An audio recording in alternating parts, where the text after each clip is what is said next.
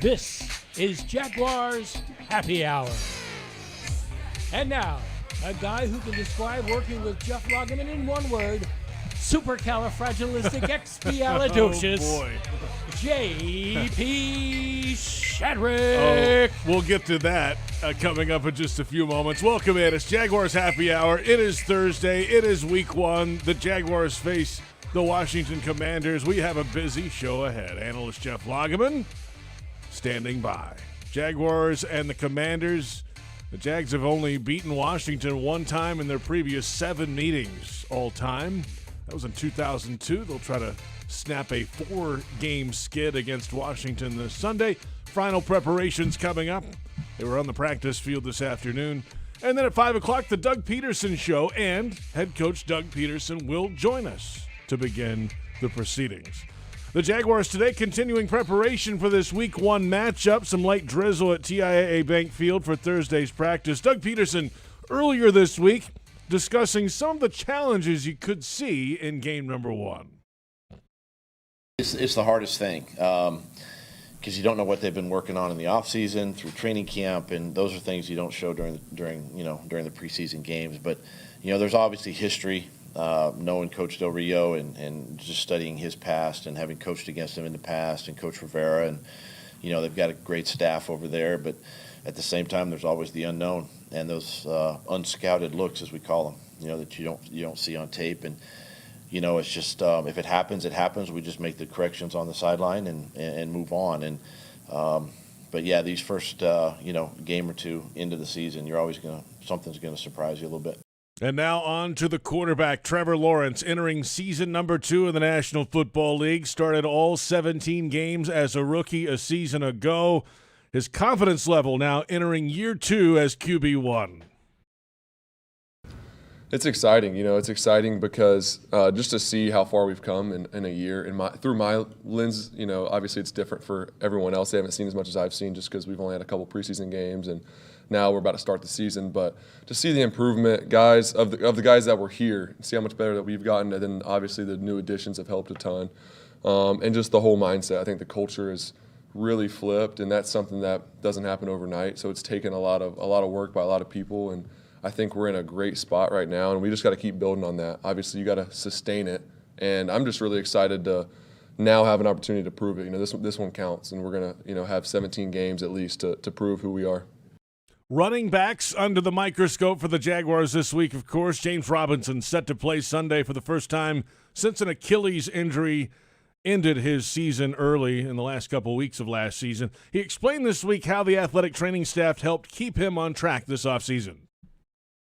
Little trackers that we got in our jerseys and stuff like that, they kind of try to keep my yards up with the other guys. I mean, I wasn't up there, obviously, at the beginning, but they tried to limit how much I do day by day and stuff like that, and just seeing how I feel coming in the next day. And if I felt good, then we were good to move on. From an Achilles injury at the end of last season to 8 months later, playing on Sunday. And finally, the defense, Travon Walker, the number 1 overall pick. Of course, he'll make his regular season debut Sunday. Draft status, though, no longer matters for him.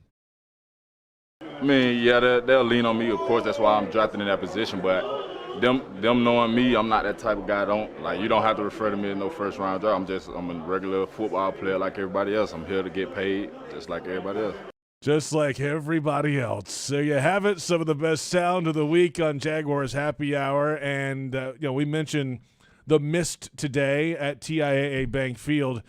And on Twitter earlier, Jeff Lageman made an appearance at practice today, and we tweeted this out, of him walking out of the tunnel in a light mist with the umbrella, and hence the reference at the beginning of the show. There was a response calling you Mr. Poppins today, Jeff. Good afternoon. How are you? What's wrong with that? Well, you're not supposed to do that indoors, by the way.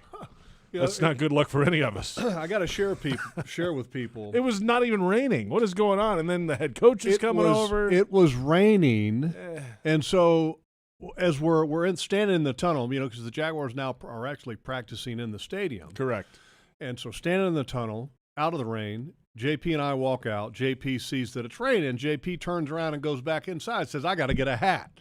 Well, I got to protect my hair. My first thought was, For what? Yeah, I mean, this Right? flowing mane that I have. So I yeah, have to tell me protect what it. you were trying to protect with your hat. Yeah.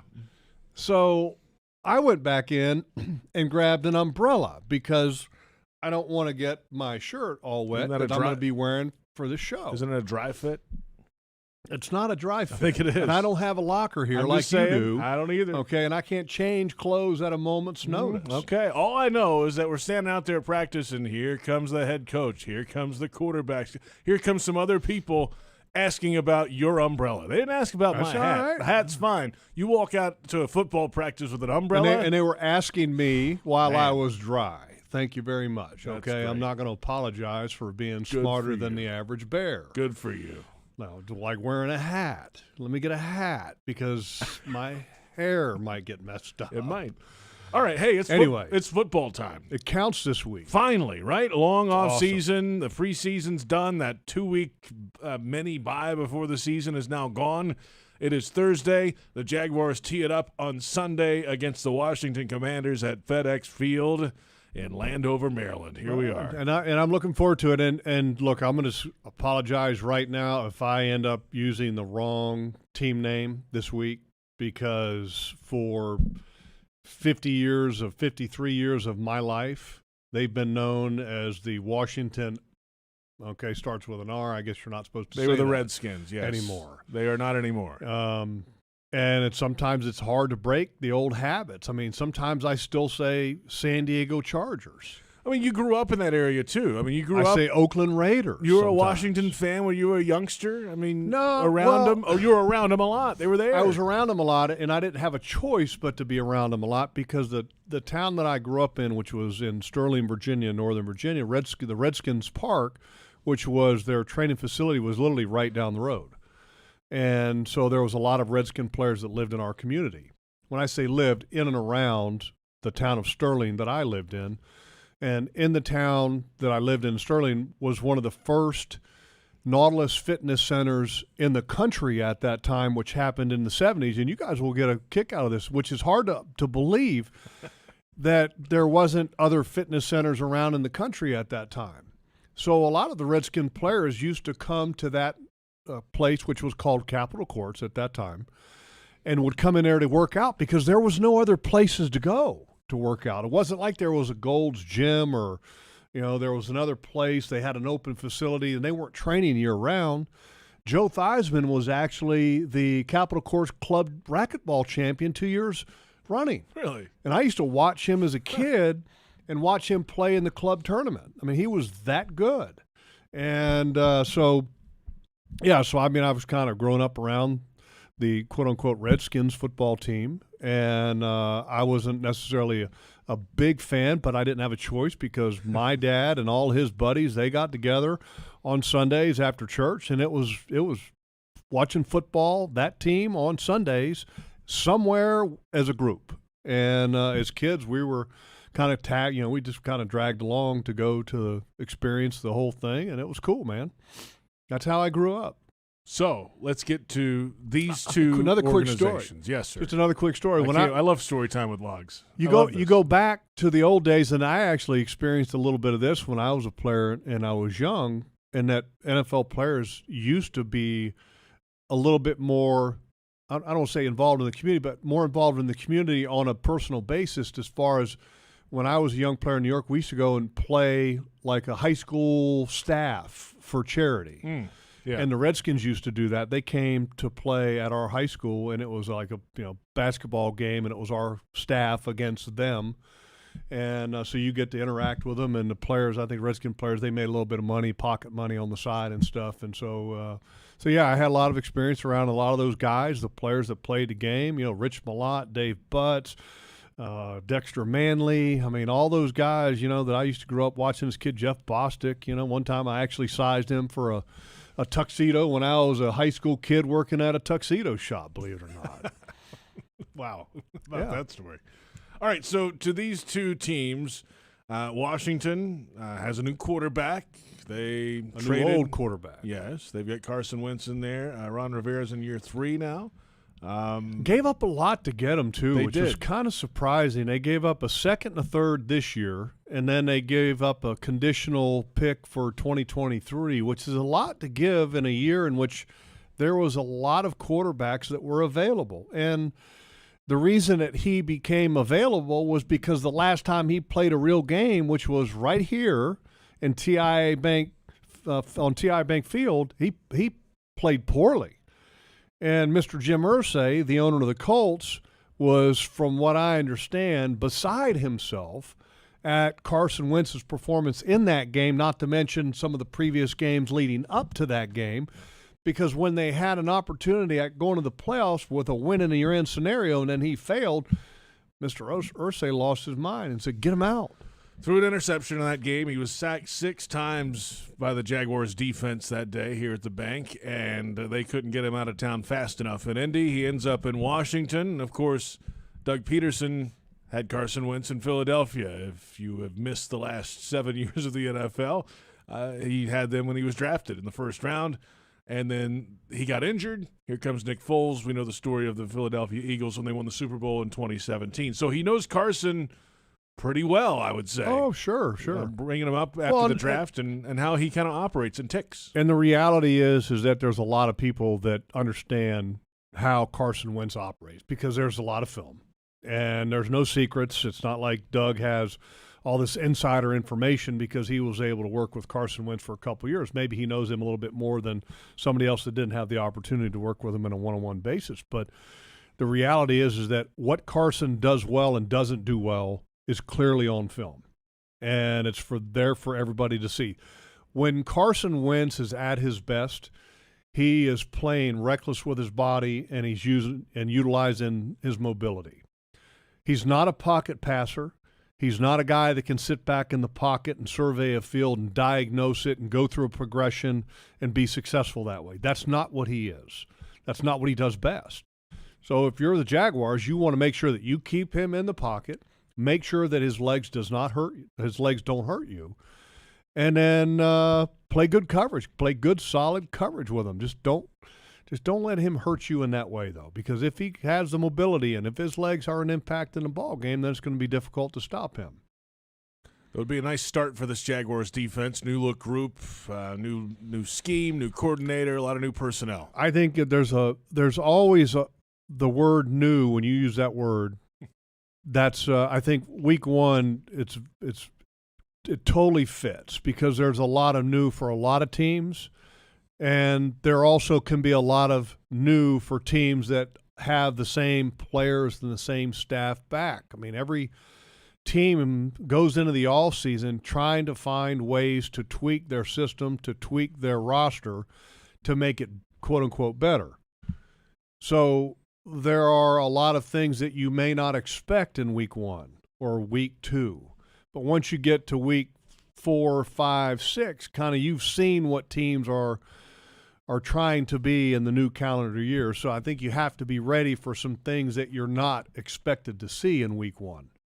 But the Jaguars might have one of the great advantages in all of football with other teams that have new staffs, because when you put a new staff together, as Doug Pederson has, there's always influence from a lot of different parts of that staff. And so there are tweaks and there are nuances that are a little bit different. So this offense may not be completely like exactly what Doug Pederson ran when he was in Philadelphia.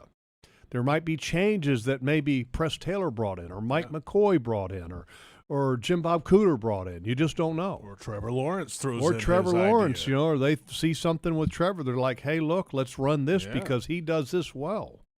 And so that part of the newness, I'll bet you that the Washington Commanders staff is more nervous about this game than the Jaguars staff, just from what Doug terms unscouted looks standpoint. Let's come back. Plenty ahead on this game. Coming up at 5 o'clock, it's the Doug Pederson Show. Speaking of the head coach, we'll hear from him. Good. On this set with us. Coming up at 5 o'clock. I'm looking forward to that. We always will be each and every week on Jaguars Radio. Plenty ahead. We'll get into the Jaguars offense a little bit more. We heard from the Jaguars quarterback. We'll hear from Press Taylor, offensive coordinator as well. We are off and running. It's Jaguars Happy Hour on the Jaguars Digital Network.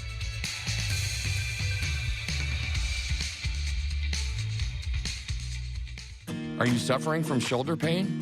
If you have clicking and popping in the shoulder joint, persistent pain that intensifies with use, an inability to lift your arm over your head, or a tingling, burning sensation in the shoulder, elbow, or wrist, waiting to see a doctor could make your injury worse. Baptist Health and Jacksonville Orthopedic Institute have innovative and effective treatment options available right now to relieve your pain and restore your mobility. Don't wait. Call 904-JOI-2000. At Tropical Smoothie Cafe, one taste and you're feeling good now, smiling wider now, seeing brighter now, bucket dunking now, namasteing now, popping a wheelie now, living lighter now. You're on Tropic Time now. And on Mondays, try our Jaguars Duval Delight Smoothies for $2.99. And you're roaring louder now, end zone dancing now, sipping spirit now.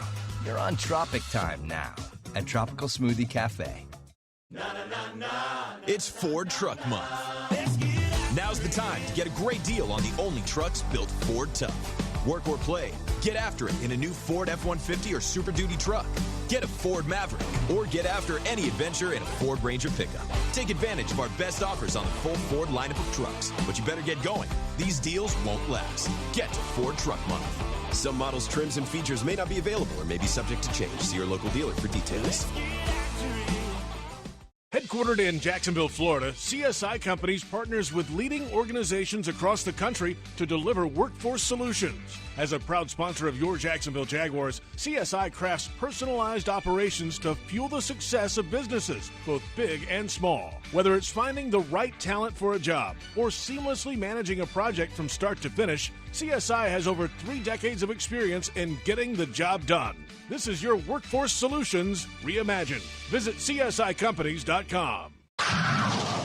Jaguars fans, huddle up for the best defense against expensive car repairs, CarShield. Score big with the nation's #1 automotive protection company, CarShield. They offer affordable plans that cover over 6,000 parts and systems in your car, truck, or SUV. Don't miss any Jaguars action this season with a car breakdown. Call the MVPs at CarShield for the best coverage ever. Call 800-471-1223. 800-471-1223. Go Jags!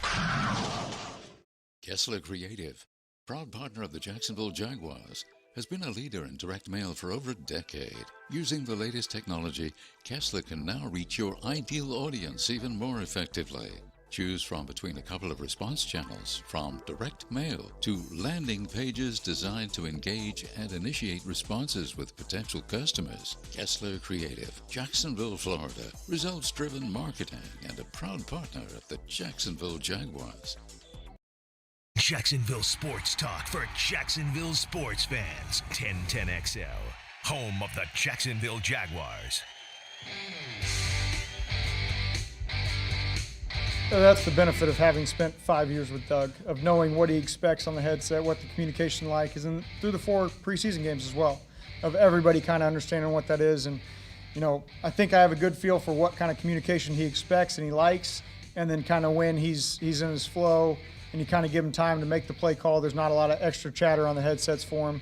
And usually we're in lockstep with most things. You know, we've gone through scenarios, whether it's throughout this week as we build each section of the game plan, to even Sunday morning, we'll get a chance to sit and meet before the game in the locker room, in the air conditioner, kind of talk through, all right, if you get this, what are we thinking, where are we at? Both of us just bouncing ideas around.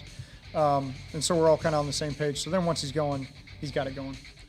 That's offensive coordinator Press Taylor earlier today. Welcome back. It's Jaguars Happy Hour. J.P. Shadrick with Jeff Lageman. Glad you're along with us. The Jaguars face the Washington Commanders Sunday, 1 o'clock, FedEx Field, Landover, Maryland, and it will be the offense's debut. Press Taylor up in the box. Doug Pederson pushing the buttons from the field.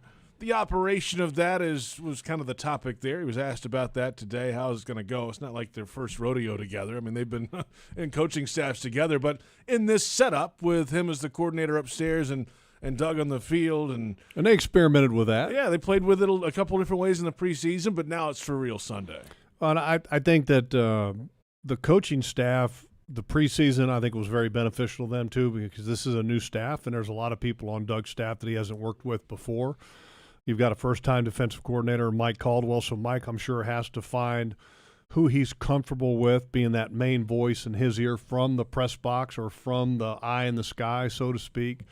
And that's what preseason is, but it's still an evolving process when you have a new staff. I don't think that the change is over with. Like you're not a finished product when you go into game one from a coaching staff standpoint, and I think there's going to continue to be what's the right term, I think, because Doug, I'm trying to use the term that Doug talks about, because he said, it's about the journey and not the results a lot of times, and that you're trying to be the best once you get towards the regular season, which is a great thought process to have. But I think that also applies for the coaching staff, and that you're trying to evolve and to progress and to get better as a coaching staff, and so you're going to find little nuances or changes to the dynamic of what you initially start with to get to a better place at the end of the season.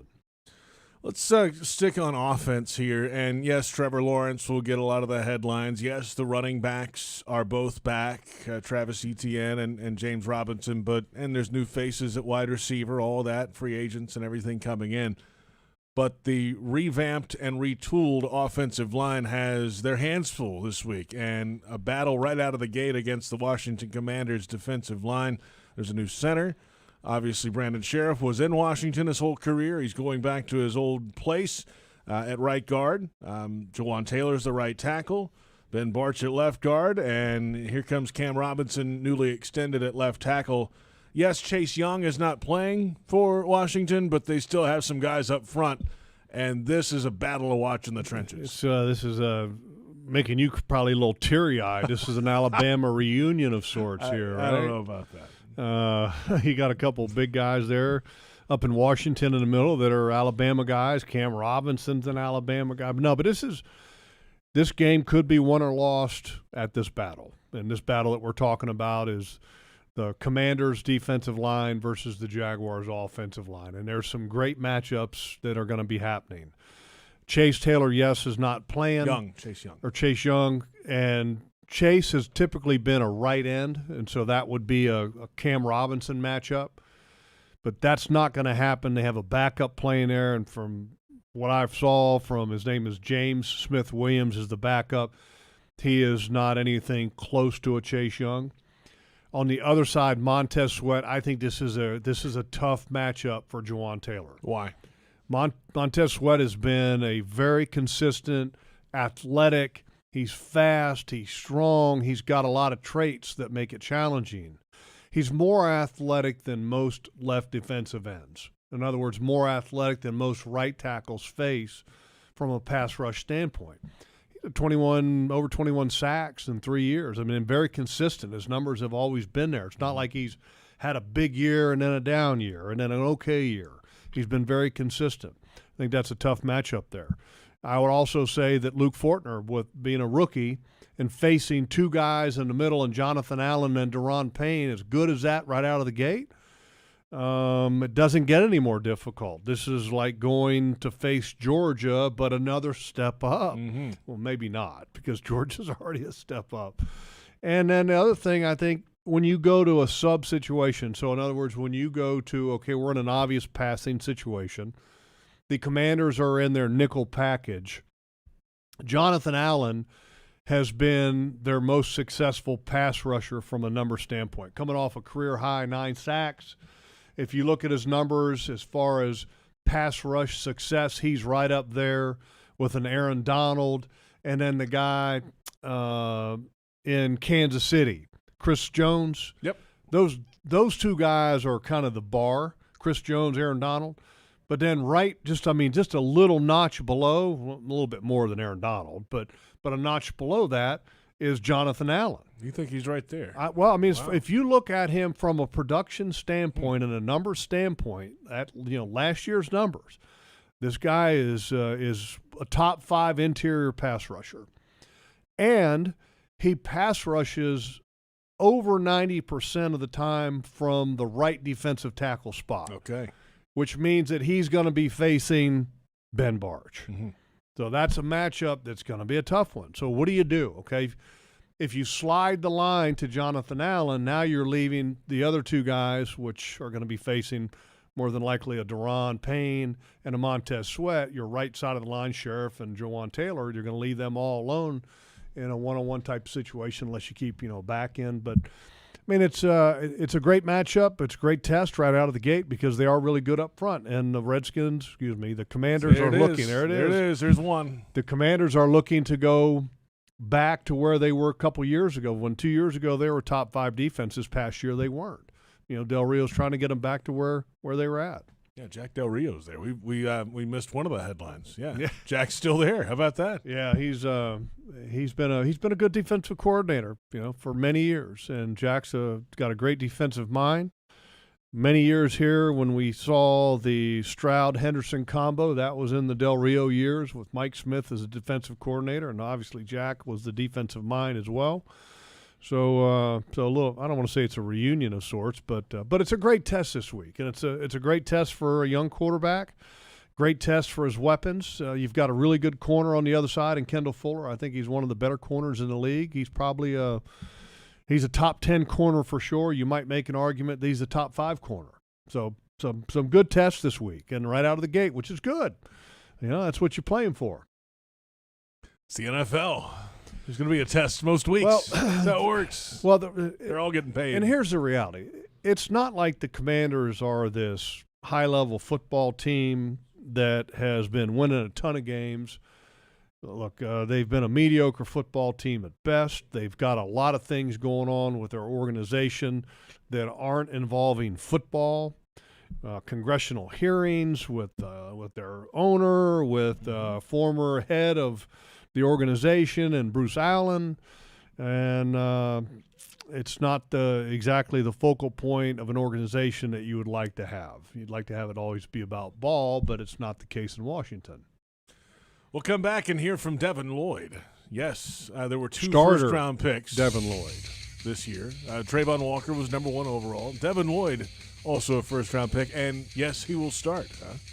Kind of not – I don't want to say that's surprising, but I think that there's going to be a shared role there. Okay, we'll discuss when we return, and check out the official Jaguars podcast network. It's free on iTunes, Spotify, or wherever you download your podcast. It's Jaguars Happy Hour on the Jaguars Digital Network. Reconnect with the best version of you at Amara Med Spa, Northeast Florida's premier luxury medical spa, located in Ponte Vedra, Town Center, Avondale, St. Augustine, and Fernandina.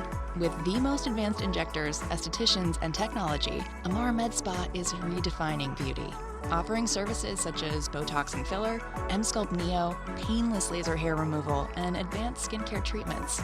Visit theamaramedspa.com and book a complimentary consultation today. Your hometown gate now has more ways to save. Introducing My Gate Rewards, a new loyalty program with member-exclusive savings and fuel discounts. Earn points on in-store purchases, take advantage of special offers, and save on products you love. Score free coffee, fountain drinks, pizza, and soft serve with Gates frequent shopper clubs. Then use your points on savings at the pump. Download the My Gate Rewards app in the App Store today or ask a store associate for more information. Go from good to Gate. Are you suffering from shoulder pain?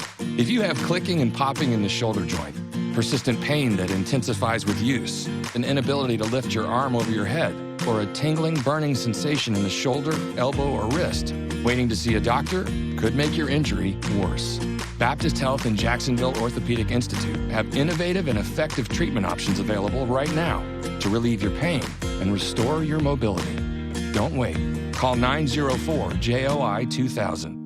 The Land Rover Defender story began with the simple thought of creating an exceptionally capable off-road vehicle, becoming the go-anywhere, do-anything all-terrain machine. Today, there's a new Land Rover Defender, the toughest and most advanced Land Rover vehicle ever. From the beginning, Land Rover knew the new Defender was capable of great things. Motor Trend's 2021 SUV of the Year is just the latest example. Test drive the new Land Rover Defender today at Land Rover Jacksonville on Atlantic Boulevard, or go to LandRoverJacksonville.com. Land Rover, above and beyond. Frank Frangie here. When you want barbecue in Jacksonville, you want Bono's Pit Barbecue. You can find Bono's locations all around town and on game day at TIAA Bank Field because Bono's is the official barbecue of the Jacksonville Jaguars. Bono's is currently expanding its brand with franchise opportunities throughout the Southeast and beyond. Over 70 years of authentic Southern Pit barbecue and owning your own business are a great combo. Go to bonosbarbq.com to learn more or call 904-880-8310 today. And remember, if you don't see a pit, it ain't legit.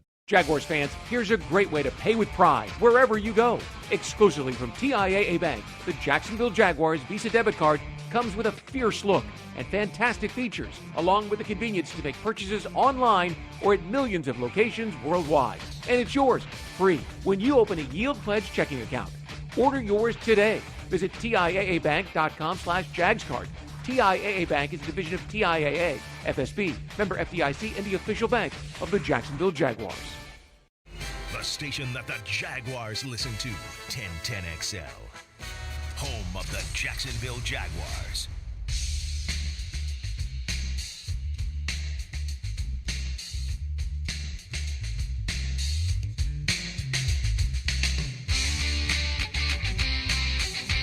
You don't have classes, and it's really nice, and I really feel like I have a good balance now of how much is enough but not too much, because I feel like even at Utah I might have done, I wouldn't say too much, but there can be to a point where you watch too much and you overthink on the field versus just watching the right amount, getting a good amount, and then going out and trusting it, but also just playing ball. So I feel like I got that good amount, and like you said, it's a lot more time, so that's nice.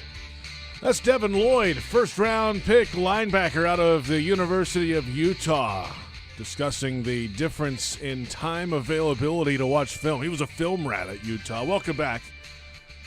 It's Jaguars Happy Hour. J.P. Shadrick with Jeff Lageman. Yeah, he was in the film room all the time, even with class and everything at the University of Utah. But now all that's gone, he says. He has all the time in the world, but you have to balance it out. And we're all excited to see all these new faces, certainly, and some of the old faces too. Why not? This whole new defense. Devin Lloyd will have a part in that. There was some question of that in the preseason with the hamstring issue. He told me the other day in the locker room that after that final preseason game in Atlanta, the next day when he didn't feel anything, he felt fine. Mm-hmm. That's when he realized, okay, I'm going to be okay. I can move forward here. And that's important because hamstrings can linger, and so I hope that that is the case, that it's not going to be a problem moving forward for him because, again, those things can be a major headache. But there's a lot of new with this defense. He's a part of that new. Travon Walker is a part of that. Mike Caldwell, the defensive coordinator, is a part of that. And there's a lot of new components. And so I think it's going to be a lot of fun to see how they perform, how they're deployed, how they will attack offenses, because there's just a lot of unknowns. A lot of times the decisions that you make as a coordinator, a defensive coordinator, is based on the personnel that you have. And as a coach, you kind of get an idea in the first year in the preseason of what your personnel can and cannot do, but sometimes you discover more as the season wears on. Sometimes you don't know, like a guy like Devin Lloyd, who hasn't really played much except for that last preseason opportunity in Atlanta. And I think it's going to be interesting, too, to see what role that Devin Lloyd and Chad Muma will have. How will they operate? You know, with Devin having not as many reps as Chad, do they share that role in Washington on Sunday? I think they might. Who starts? Well, Devin Lloyd's the starter. I mean, he's on the depth chart. That could literally be one play and then you're off and you've started. Well, I mean, what do we? I think they'll have Devin Lloyd prepared for everything just because that's what you have to do, and that's just part of the deal. Will they have some packages with both of them on the field? They might. Could they have packages that maybe Chad Muma is a little bit more accustomed to doing? Maybe. Will they try to rotate the two guys just from a conditioning standpoint, and because both of the guys, or because they feel confident with Chad, the amount of reps that he got? Maybe. But that's all part of the mystery, and it's not like Doug Pederson is going to share that information with us here coming up in about 25 minutes. We may not even ask. Yeah, why would we? Because he's not going to put it out there, right? I mean, why is he? Why would he? I wouldn't tell you anything. I mean, That's part of our competitive advantage is to not disclose information like that. Read the injury report, JP. Yeah. That's what I'd say. Yeah. Well, speaking of, it is time for the injury report presented by Baptist Health and the Jacksonville Orthopedic Institute, the official sports medicine provider of the Jacksonville Jaguars. Like you're producing this show or something. That was pretty good. Did you like that? It was pretty good. Yeah, I like that a lot. Smooth little transition there. It's like you've done this a time or two. Only one player on the report for the Jaguars officially this week, Foley Fadukasi, defensive lineman, free agent addition this offseason with a calf issue. He has been limited Wednesday and Thursday. Washington, on the other hand, has 7 players on the list. 3 of those have been practicing full all week with some different injuries. Phil Mathis, defensive tackle, Trey Turner at guard, John Bates are full both Wednesday and Thursday. But then you get up to a couple of tight ends. Cole Turner and Logan Thomas have been limited Wednesday and Thursday. Cam Sims, wide receiver, had a concussion. He's limited Wednesday, Thursday. And then Cameron Curl, the starting safety, has a thumb injury and has not practiced this week. So Washington's a little deeper. Okay, Cameron Curl, starting safety, pretty good player, supposedly might have had a procedure on his thumb, and that could keep him out of this game. That would be, I think, a pretty significant loss for Washington. Their tight end, what was his status for Logan Thomas? Logan Thomas has been limited both days and with a knee issue. I don't think that he's going to be available for this game either. And he's their starting tight end. He's a pretty good one. Yeah. He's a former quarterback at Virginia Tech, remember? Yeah, last year he had an ACL, I believe a PCL, and then 2 different meniscuses were torn. Menisci. Yeah, how do you say? I don't know. What's the plural? You don't want both. What's I'll the plural say of that? Yeah, I don't know exactly what the plural is, but an ACL, MCL with a meniscus, and then a something else meniscus. Right. Yeah. So it looks like he's going to be unavailable. That's a good thing. And then, boy, what a tragic, obviously, with Brian Robinson being on the non-football injury list. Amazing. With attempted carjacking, got shot. Once ended up one bullet went into the glute, the butt, and then the other one went through his knee and somehow didn't damage any parts of his knee. It's amazing. I mean, and he was, a third-round pick out of Alabama? Yes, absolutely. Wow. How fortunate is he? And that's scary stuff. But I saw him a couple days after, got out of the hospital and came to the facility. Right. And brought the rookies had to bring Oreos to the meeting. So he stopped and got a bag of Oreos and brought them with him on crutches and the whole deal. It was just pretty cool. I'd be more than happy to bring a box of Oreos in, having the up. And good for him that he's, they think he's and expect him to make a full recovery. He was expected to be the starting running back. And just a little side note on that, the guy who's going to start is a 1,000-yard back, which is Antonio Gibson. I like the fact that Gibson's going to be their starter. Why? Because he fumbles. And Ron Rivera was asked about it this week. Okay, the media up there in Washington, they know the deal, and he was asked, and Ron Rivera said, we have complete confidence in Antonio, and we're not going to hesitate 1 minute to give him the ball. Well, the fact of the matter is that Antonio Gibson last year fumbled the ball 6 times. Lost it 4. Okay, 6 times. So I guarantee you that Mike Caldwell is making his defense aware that when you see 24 toting a rock, you go for the ball. You go for the ball. And here's the other thing. What do you think Del Rio's telling his team about James Robinson? That lower leg? He's telling them the exact same thing because James Robinson fumbled the ball a couple times last year, and he's coming back from an injury. JP, that went right over your head, JP. Test the leg out? Right I have no idea. No. That would be targeting, JP. I don't know. I'm just saying. No, they're going to hit him hard, and they're going to probably take James low just to see where his mind is at. Yeah, that's right. You're right. I mean, you're right from that standpoint, but also, look, if you don't go low on James Robinson, then take a shot at the ball because last year James had a couple fumbles, which were very uncharacteristic of him. So I think it's going to be a situation where you're going to see some missed tackles because both defensive teams are going to be going for the football with these 2 running backs. What's going on with the kicking game? We haven't talked about that in a couple weeks. Well, I was hoping you would tell me, JP. That's a good question. Riley Patterson. What do we know? Is on the roster as the kicker. James McCourt's on the practice squad. I will say, what do you know? In the open parts of practice this week we've been at, Patterson has missed some kicks, some field goals. Today looked like he made them. A few more. As I was peering out from underneath of my umbrella. The umbrella was in the way. You might have missed some. But yesterday you thought that he missed some. He did, yes. Which in the open periods we were out there. Okay. Which is not long. 25 minutes. Yeah, which is not very long. But I look, you're going to go into this game and put him out there and see what he does.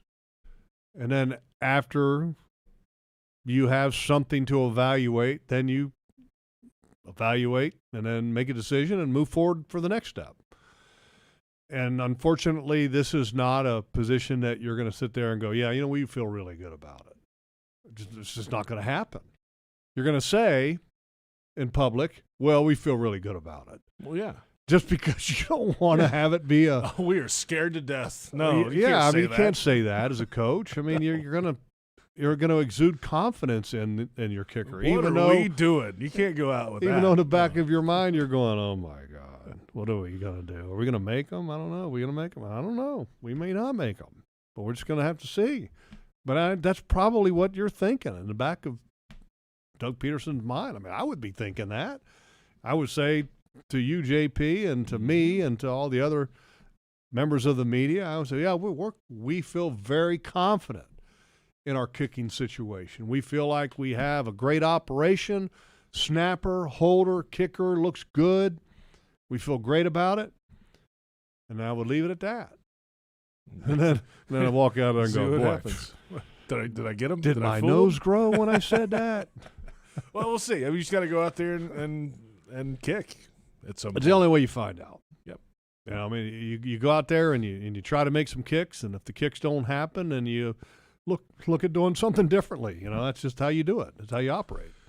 If you're looking for the MVP of the truck game, then look no further than Ford F-150, loaded with impressive capability and designed to dominate work, play, and everything in between. This truck makes tough look easy. Your local Ford dealer, proud partner of the Jacksonville Jaguars. We're back with some final thoughts coming up at the top of the hour, 5 o'clock, the Doug Pederson Show. The Jaguars head coach will join us on this set for his show on the Jaguars Radio Network coming up. This is Jaguars Happy Hour on the Jaguars Digital Network.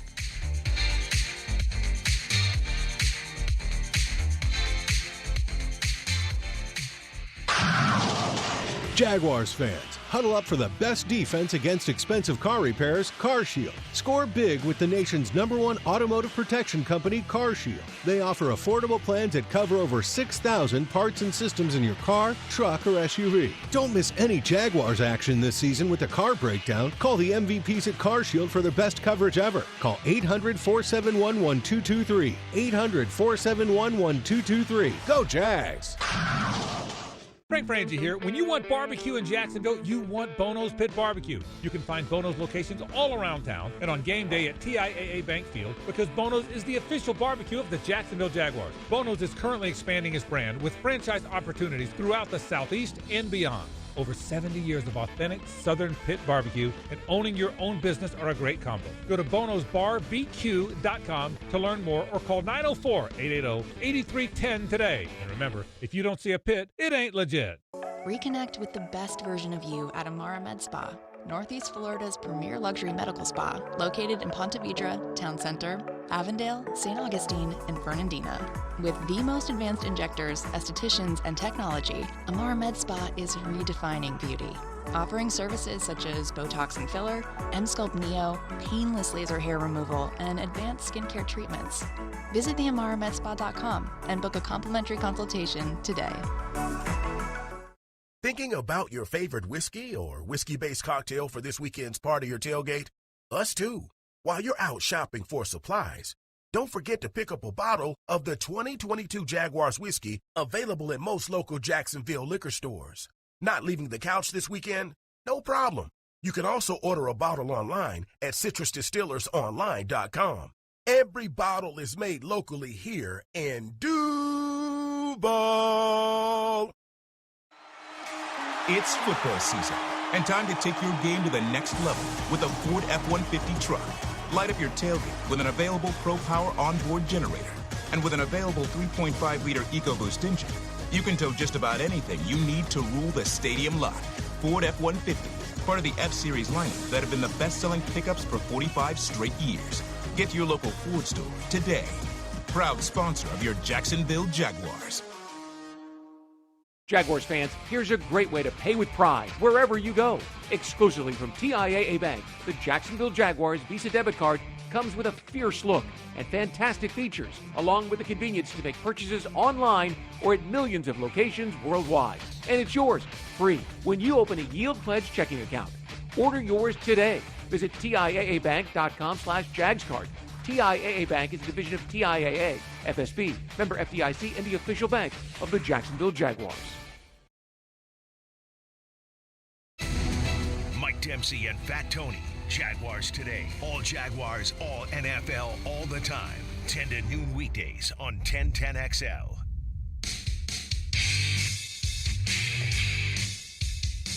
Welcome back. It is Jaguars Happy Hour.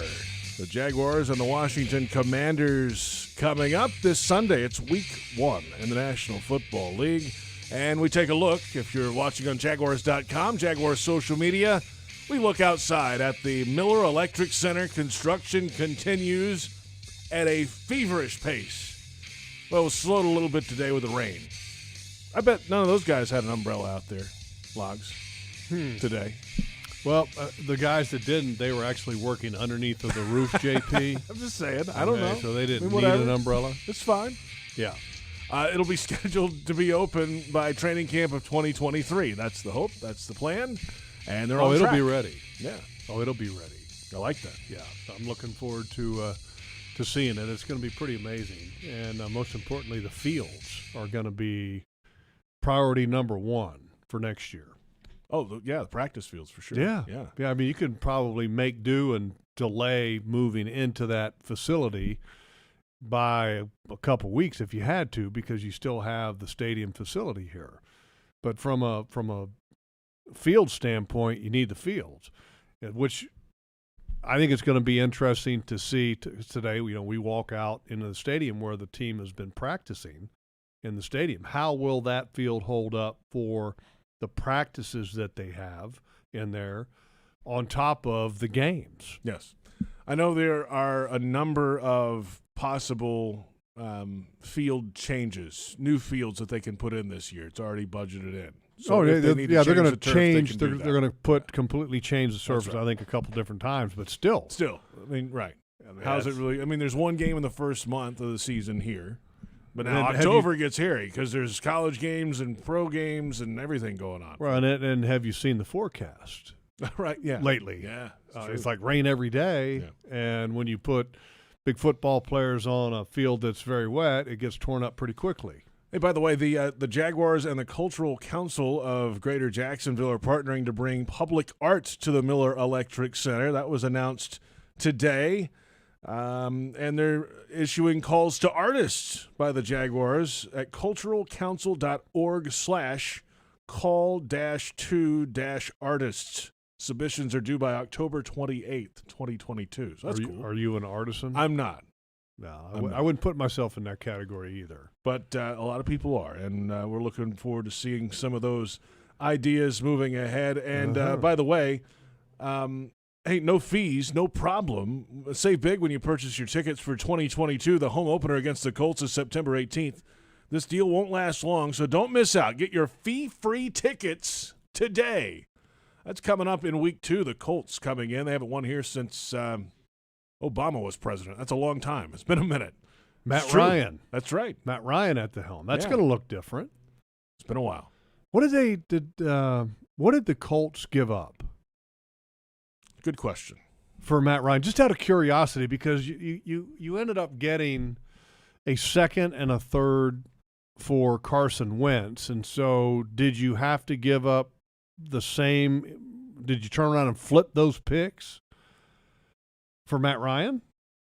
Good question. I don't know. Anyway, just throwing that out there. But I'm not a third round pick. So you netted, you traded Carson Wentz, and then you netted a second-round pick out of that deal. So you got Matt Ryan, a second-round pick, and you got rid of Carson Wentz, essentially. Yes.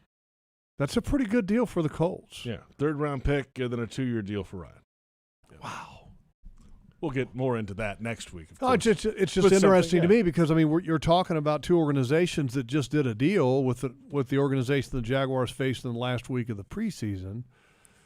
And so when you're looking at which organizations are doing things the right way, in this case, you would look at the Washington Commanders as not doing it the smart way because it was a year in which there was a lot of quarterbacks available, and you ended up giving up a pretty good amount of draft equity to get somebody that really wasn't in high demand in Carson Wentz. And yet the Colts end up getting somebody for only one pick that has, I think, in my opinion, is a much better quarterback than what they got rid of. And yet they ended up netting a draft pick out of that. So clearly the Colts are doing things the right way. So, and hopefully this football team, with some of the acquisitions, will look back on them and say, you know what, that $323 million in contracts that was spent in the year 2022, man, did that pay off. That's what you hope.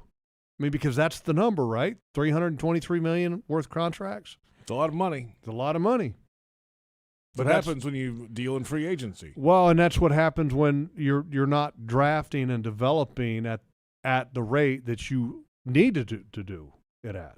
And so now instead of just supplementing your roster in free agency, this team had to go out and had to spend deeply in free agency to make this roster a competitive one going into the regular season. So that's where you want to get to the point where you're not having to do that every year. Because here's the reality.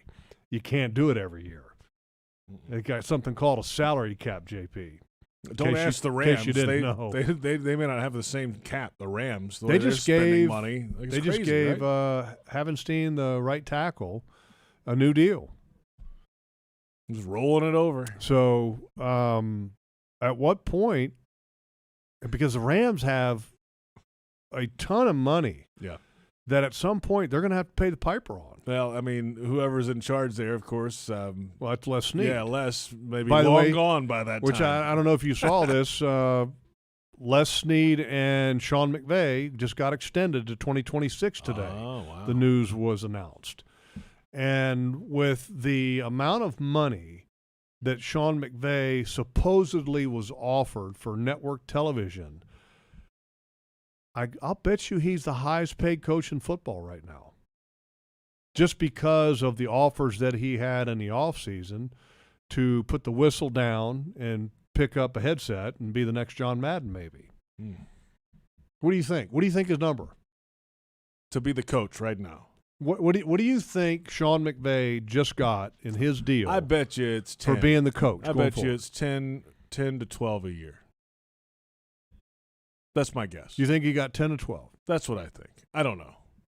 I would bet that it's at least that. Because what did before John Gruden was getting 10 a year with the Raiders until he got run out of town, right? That's right.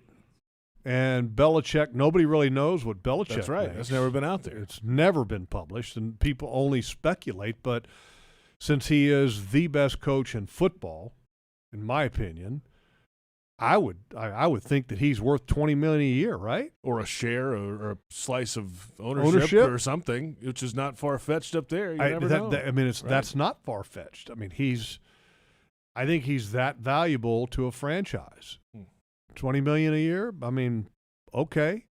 There's a lot of teams that end up having $20 million lost every year on players that don't produce. I would think, though, that would have to come out at some point and be public, and at least in the NFL world. If you're slicing up your ownership of the team. Does not. You don't have to tell everybody. No, no. It does not have to be. How about that? Nobody else has to know what they do in New England between coach and ownership. Nobody else has to know. And that's why the speculation is it's so far all over the place. I mean, just like the speculation last year of where this coach that was here in Jacksonville with Urban Meyer, where he was at. I mean, nobody really knew. Who knows? Let's get to our final thoughts about this Jaguars-Commanders game. Coming up Sunday, 1 o'clock, FedEx Field, Landover, Maryland. The Jaguars have beaten the Washington franchise only one time in 7 all-time meetings. That was in 2002. Washington's won the last 4 matchups, including overtime wins over the Jaguars in 2006 and 2010. The last meeting, 2018, here in Jacksonville. The Jags lost that one to 16-13. It is the season opener. Jaguars are 14-13 all-time to open a season, including 3 of the last 5 years a win. I think the coach of the only win in Jaguars history against the Washington team, I believe Del Rio was the coach. 2002 would have been Tom's last season, right? Was it Tom's last Coughlin? season? Yeah, before he got run out, right? Okay. You might be right. I thought it was Del Rio for some reason. Why am I thinking that? But you probably know better than me. You know, the other little bit of history that is we're gonna talk about this during the radio broadcast of the game. J.P. Yes. Who scored the first touchdown in Jaguars history? First touchdown in a regular season game? Yes, JP. Okay. Preseason games I'm don't just asking, count. It sounded like a trick question to me. No. Preseason games don't count. You know that about In me. a regular season game, first Correct. touchdown. Would Correct. that have been against the I don't know. I don't know. You don't know. Desmond Howard. He scored the first touchdown in preseason. Ah. That was a Hall of Fame game, I believe. Okay. I have no idea. Who? And there's a little bit of a link this week. That would make sense since you're bringing it up. Why I'm bringing it up, exactly. But the Washington Commanders running backs coach is Randy Jordan. Okay? And Randy, in week 2, the first week, we lost to the Houston Oilers 10-3. So we didn't score a touchdown here at the bank in the Didn't very get shut first out game either. in Jaguars history. Didn't get shut out either. Nearly did get shut out. But in week 2, we traveled to Cincinnati, and in the first quarter, Steve Berline threw a pass to running back Randy Jordan, who took it 71 yards for the touchdown for the first Jaguars touchdown in history. How about that? So he's with Washington. And he is on the staff, yeah. That's pretty cool. Randy's a good guy. Good guy. Been a coach, I think, since his playing career ended, and he's been doing a great job. So I'm hoping I get to catch up with him. Yeah, Coughlin's last year was 2002. So And it was 2002 that this team beat the Washington. Yep. Washington whatevers. 2002. It's the only time it's happened. 20 years ago. Washington. Okay, we got the Redskins football team and now Commanders. I liked the football team. That was cool. Yeah. What was wrong with that? It was unique. But if you were going to do a logo, then just keep the W, right? And just always call it the Washington football They team. still have it. They didn't ask us. I think they should have kept that. Well, it's what it is. Yeah. And it's going to be at 1 o'clock on Sunday. I'm looking forward to it. And the Jaguars. What do you think? What's your gut here? My gut? Yeah. I mean, my gut is that Carson Wentz is Carson Wentz. And you can figure that out. Think he'll throw you one? I'm not a fan of Carson Wentz. You think he'll throw you 1 or 2? No, his interception percentage is actually very low. But some of his decision-making has been poor. But he does not throw a lot of interceptions. That's one thing about him. Now, can he hurt himself in other ways? Yeah, he can do that. But then if he gets on a roll and he has confidence with his legs, I just know this, JP. When Doug Pederson had him in like year 2, he was considered the top young quarterback in the league. Oh, he was on an MVP pace. People were going, he is the next great quarterback. Yeah. And it didn't work out that way. So, like I said, I think Carson Wentz is Carson Wentz. And I think that we're going to see Trevor Lawrence pick up where he left off, because I thought his best performance of the year last year was that last game against Indianapolis. And my hope is that he just literally picks up right from there and then continues to get better with a much better arsenal of weapons. on the offensive side of the ball. I like what I'm hearing. Let's hear from head coach Doug Pederson. Coming up moments away, the Doug Pederson Show on the Jaguars Radio Network ahead of Week 1, the Commanders and the Jaguars. This is Jaguars Happy Hour on Jaguars Radio.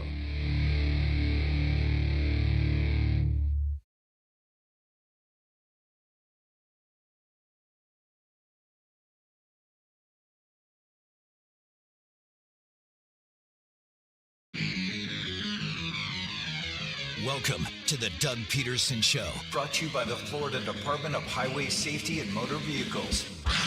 J.P. Shadrick and former Jaguar Jeff Lageman discuss the latest Jaguars news with the head coach. The Doug Pederson Show starts right now. And welcome in. It's a Week 1 edition of the Doug Pederson Show, presented by the Florida Department of Highway Safety and Motor Vehicles. The Jaguars and the Washington Commanders coming up at FedEx Field this Sunday. J.P. Shadrick with Jeff Lageman, and it's Jaguars head coach Doug Pederson on the Doug Pederson Show. Welcome. Good to see you. Thanks, guys. Yeah, thanks for having me in. All right, so are you like me, and that's for so many years that the Washington Commanders were another team and that you still have a hard time referring to them as the Washington Commanders? I do. I mean, I grew up with the other team, obviously, that we can't name, but the Washington football team, now to the Washington Commanders. It is hard because there's a lot of tradition there in that city with that organization, and that's just what I remember. Yeah, I mean, I grew up in Northern Virginia watching Dave Butts and Art Monk and Darryl Green, and I mean all those guys and the Hog, John Riggins, and I guarantee you at some point I'm going to screw up and I'm going to refer to them by their previous name. That's right. That's okay. Yeah. Hey, you're back in the grind now. Regular season mode. Did you miss this part of being a head coach last year? The game prep, the Wednesday, Thursday practices, getting your team ready for a game? You do miss it. You do miss the game planning. You do missing, putting your players and really scheming for your top guys on offense and obviously defense as well. But for me, offensively, putting our guys in position and getting in there with the coaches and breaking down the tape and watching the film and putting a game plan together and executing it on the field. And, that to me is what I miss the most about, weeks like this. And partly this is different because you have a new staff. I mean, you've got a first-time defensive coordinator. How excited are you to see the dynamics of your coaching staff go to work? Very excited. You spend a lot of time putting together a staff and interviewing a lot of guys and then coming up with the guys you have and and how they've performed in training camp and the things we've done even through the preseason games. But now now things matter. Attention to detail becomes adamant and paramount but just being able to watch these coaches, these young first-time coordinators really dive into the game, making adjustments, making decisions, game time, real time, all that stuff that obviously I've been used to as a play caller and a head coach, but just looking forward to watching these guys kind of cutting them loose as well, just like the players. And I think also first game action, there's a lot of different things. I mean, you guys have worked the comfort zone, kind of, so to speak, in the preseason, figure out where your coaches are going to be. But also in the first game, there's a lot of things that are revealing from a player standpoint. You kind of have an idea of what your players can do, but now you're going to see for real what they can and can't do. I think the biggest thing is the conditioning aspect of it, right? Because this is the first time that these starters are going to go for 60 minutes. They're in the preseason defensively. I think they played one half together. Offense went into the a half, maybe a little bit in the third quarter. So playing 60 minutes is going to be very important to their conditioning and watching these guys perform that way. So, everything we do during the week matters. It all leads up to game time, obviously, coaches and players, and preparing them and, getting the most out of them on Sunday. Head coach Doug Pederson with us on the Doug Pederson Show. First week surprises can happen in the middle of a game. And you talked about, Jeff, the coaching staff and the new adjustment there. But if the opponent pulls out something you haven't really planned for, it's the in-game adjustment. How do you factor that in week one? That's something you just really can't plan for a lot. Well, and I think a lot of teams are, week one just sort of you're not guessing, but there's always going to be the unscouted look, week one. That's something that your opponent has worked on through training camp, through the off season. And if it hits us, then we've just got to go to work and roll up our sleeves, make the adjustments, either on the sideline or at halftime, when we get time to get with our players. But those are going to happen early in the season. And honestly, I know this, the ones that can kind of handle it, and really you just focus on your job and just focus on your rule set, right, and your technique, and just rely on that and the scheme. And for the most part, that usually takes care of itself, in times like that. How much do you preach to the team about preparing for dealing with that in a game, as far as, hey, look, we might see some things that we're not prepared for, but we'll be as prepared for them as we can. So let's just not panic. We'll talk about it and the importance of communication in the game itself. You want to come give that message? Did I do a good job right there? That's exactly what we talk about, though. I mean, that's just it right there. You just got to have a conversation with your players. Like, look, guys, things are going to come up. Things are going to happen. You might see a different formation on offense that we haven't scouted. There might be a pressure on defense that we haven't scouted. But we don't panic. Just trust your rules. Go through quarterback. If you need to get us out of it, get us out of it. Get us into something. I'm okay punting the football if that's the case on third down into fourth down, and same way defensively. If it means getting out of a man coverage to a zone coverage, just to minimize, say, the damage, you do that, right? And that's just trusting your scheme and trusting your technique in those situations. Let's get into Trevor Lawrence now, Jaguars quarterback. From when you arrived here and first got your hands on him on the practice field in April to now, days away from the opener, how has he grown, and how has his mastery of the offense improved over those months?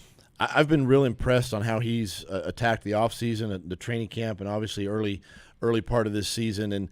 And he's really embraced what we've brought him. You got to understand, he's third head coach, third offensive coordinator, third position coach in 3 years, and that's tough on any player and any team. And he's really handled it extremely well. And I think that's one of the things I appreciate about Press Taylor and Mike McCoy, myself. I mean, we actually want his feedback. We want him to interject what he likes and what he's comfortable with, so that we can build a plan around that. And he's done an outstanding job running and managing the offense, protecting the football. And those are all things that early in the season, early into the regular season, have got to be, first and foremost, is just protection of the ball. And getting us in and out of the right plays at the right time. Turnover differential, obviously, is always critical in every game. It's the single most determinant factor in every game, and obviously you want them to protect the ball. The one thing that I love watching from a film standpoint so far in the preseason is that the guys that he's dealing with, from Christian Kirk, Zay Jones, Marvin Jones, Evan Ingram, Dan Arnold, James Robinson, the cast of weapons that he has around him, total pros. And when you have a young quarterback, to be able to have some guys that are all about ball around him, that has to be comforting for you and him. Well, and for Trevor, a young quarterback, he doesn't feel like he's got to do everything himself, right? He's got guys that are, as you mentioned, and I've seen the same thing. They're true professionals. They work at their craft. There's a lot of dialogue on and off the football field about things, and that just kind of calms your quarterback down, whether it be in practice, but obviously in games when they've discussed things and they're on the same page. And I think it's so important, and it really helps the development of your young quarterback, in times like that. And then, of course, as play callers, we can also help there. But these guys are tremendous pros. Throw in a guy like Brandon Scherf. I mean, up front, Cam Robinson's coming into his own now. And it just really helps calm your guy down. Speaking of developing a young quarterback, well, you did that with Carson Wentz, who's on the other side, of course, this week with Washington. How different of a player is he now compared to those early days in Philadelphia, now his third stop in the NFL? Well, I think he's learning from each place he's been, right? He's learning from his time in Philly and time in Indy, and one of the things that I've always appreciated about Carson is leadership ability and how he leads the group in the locker room. And he's a hard worker. He's going to be the first one on the field. He's going to be the last one off. He's always trying to get better, which I appreciate. And as a player, and he's a smart guy. He's going to look at everything that the Tampa Bay Buccaneers have done, the Colts have done, obviously what we did in Philly, and look at all of that, and he's going to be well prepared. That's just who he is, and you see the improvement in his game. Obviously, he's a big, strong, physical guy that's hard to sack and hard to bring down, and those are all attributes in his game that make him a good quarterback. And so we've got our work cut out for us on Sunday. First game for a lot of guys on your football team, whether it be with a new team, veteran guy making their start like a Sheriff, but then also, a Travon Walker, a Devin Lloyd. I just remember some of the early experiences in my career and walking out of the tunnel and seeing Lawrence Taylor leaning up against the wall. I was like, oh, my God, that's That'll wake Lawrence you up. Taylor. Lawrence Taylor. And so how do you kind of calm it down a little bit for some young players on your roster? You just talk to them and say, hey, listen, guys, the field is the same dimension that you played on in college. Hoosiers reference here. And it's the same. The hash marks might be a little tighter, and that's about it. But, it's still a bunch of white lines, and it's 11 on offense, 11 on defense. So, we just talk them through it, and they're gonna be emotional. The emotions are gonna run high, but at the same time, too, how we control those emotions early. And don't get too overly aggressive at times, and just play within yourself. And you gotta think too. Some of these guys, they've played in big moments. They've played in big games in college. So this may not be quite as big as we think to some of them. Doug, thanks for the time. Good luck to you this week, and let's get a win in Washington. Yes, sir. Thanks for having me, guys. That's head coach Doug Pederson. Back with more in a moment. It's the Doug Pederson Show on the Jaguars Radio Network.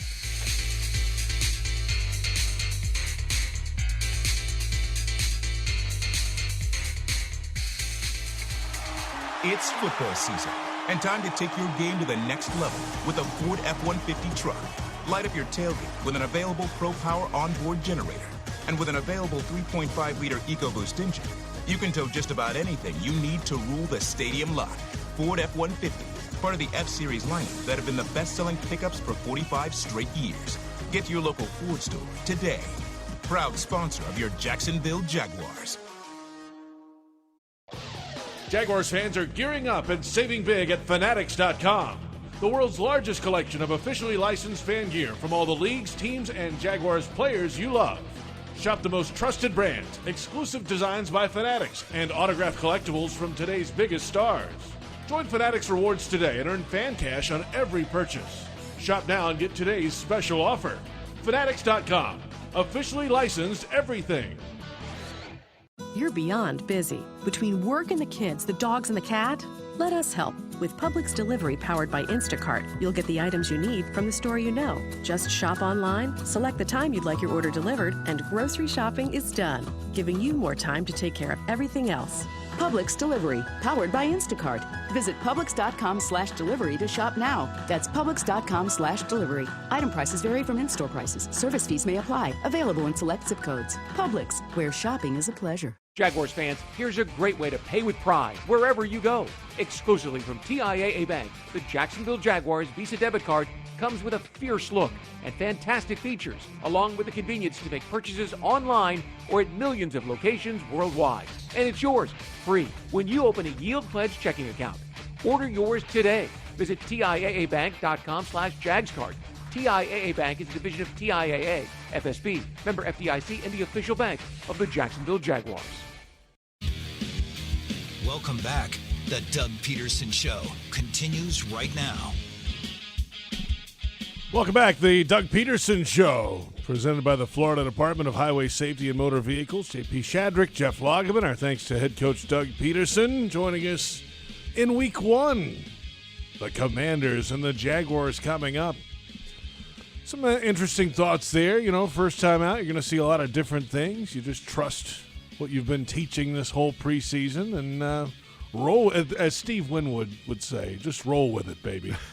Yeah, the term unscouted looks again pops up. Mm-hmm. We heard that at his press conference recently, and then he talked about it again, and that's kind of how it is in week one.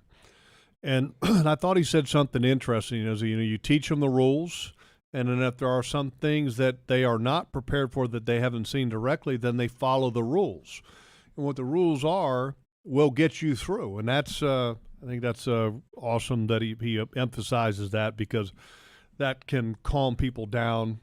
Sometimes you have a little bit of nerves because you may see some things that you're not used to seeing. Some guys they freak out when they see something different. They're creatures of habit. They got to see it to understand it and to be able to react. And some guys can handle an unscouted look better than another. And so that it's good that he's talked about it. It's good that he recognized it, and it's good that he's preaching to his football team because I think that's important, especially for week one. The matchup this week against Carson Wentz, I mean, obviously they go back a long way, and it was interesting to hear his take on Carson Wentz and what he can do when things are going well and when things aren't going so well. Well, and Doug's a pro. He's not going to criticize Carson Wentz, but I think everybody knows that relationship didn't end well in Philadelphia. But it is what it is. And, I guess that the direction that they felt they needed to go was a little bit different. And I totally understand that. But I appreciate how both of them have reacted and how they've handled that since then. They've both been, I think, but when I say both, Carson and Doug both have been excellent about that and been total professionals about that situation. But I can guarantee you behind closed doors, Doug Pederson will reveal some maybe not so complimentary things to his defensive coordinator, saying, hey, Mike, here's what I think he doesn't do very well, and here's what doesn't sit well with him, and here's the pressures that we've seen bother him more than others through the years. I mean, and a lot of that stuff is on film, and that's available to a lot of different people, but not with the firsthand experience that Doug has had directly with Carson Wentz. All right, defensive coordinator Jeff Lageman. How do you affect Carson Wentz? Well, I said this before, and that I'm a big believer in making sure that a mobile quarterback stays without the mobile factor. And how do you do that? You make sure that you corral him in the pocket, keep him in the pocket. Carson Wentz can do more damage to you outside the pocket, I think, than he can do in the pocket. So you got to make sure that you're teaching and preaching what I call rush lane responsibility, and that even if you're blitzing or if you're just bringing a four-man pressure, that everybody needs to be in their lane. And a lot of times that can restrict people as far as how aggressive they are in rushing the passer. What do I mean by that? Well, you don't want people just bull rushing and then, squeezing the pocket and not trying to beat a guy on an edge or another thing. I mean, you have to take your shots, but you also have to make sure that you're taking a shot within the design of your pass rush lane. And so you can accomplish both, but you want to keep him in the pocket. You want to minimize any kind of damage that he is able to do outside the pocket. If he can extend the play and get outside the pocket, then you stress coverage. I think it was interesting, and he talked about with unscouted looks, and I think this applies also for a mobile quarterback. Sometimes you may dial it back. I think he used the term in that play a zone instead of a man to minimize the damage, I think was his quote. Well, it's a similar type of situation in that if you're playing man, your back is turned to the quarterback. So it's kind of hard to react if Carson Wentz decides to tuck it and run it when you've got your back turned and you're covering a guy going down the field or wherever. If you're playing more of a zone concept, it's a little bit easier to react to his mobility. And the zone coverage is also a little more of an insurance policy to prevent big plays. So could this team be a little bit more zone in this game? Maybe. But again, we don't know the book on Mike Caldwell. Yeah, that's right. That's another part of this game, too. This is a receiving crew with Washington. The three starters are all Big Ten guys, two Ohio State players, McLaurin and Chris Samuel, and then Jahan Dotson was a first-round pick out of Penn State this year. But McLaurin just signed a big deal in the offseason, 3-year extension, $71 million up to that number. And Mike Caldwell said today in his comments with the media, the Jaguars defensive coordinator, that as of right now they're not planning on shadowing anybody with him. It would be a left and right situation. Well, I would tell the media that too if I was planning on shadowing. Right? I guess so. I mean, why would you give away your game plan in a press conference? So don't believe everything you hear. So could they? Sure. They could put Tyson Campbell on McLaurin. Could they put Shaq Griffin on McLaurin? Sure. There's nothing to, by him saying we're not going to travel. I mean, if you're the coaches up in Washington, are you going, hey, man, did you hear that they're not traveling? Okay. Oh, that's good, Okay, since they're not traveling, we're going to do this. No. You're going to sit there and go, I don't believe what he's telling the media. Let's just wait and see what he does, because he may, right? I mean, did Tampa travel? At times. So you never know. Let's come back in a moment. A little offensive talk. Running backs in the spotlight this week. And just real quick for clarification, there might be some people that are curious, what does he mean by traveling? Traveling is if a defensive back like Tyson Campbell, for example, you want to put Tyson Campbell on McLaurin. No matter where McLaurin goes, you're going to take Tyson Campbell, and he's going to go to that side. Or like Jalen Ramsey when he was here. You put Jalen on the best guy that the opposition had. That's called traveling. And could the Jaguars do that this week? We don't know. We're going to have to wait and see. Offensive talk, running backs, and a big matchup for the Jaguars' offensive line this week. It's the Doug Pederson Show on Jaguars Radio.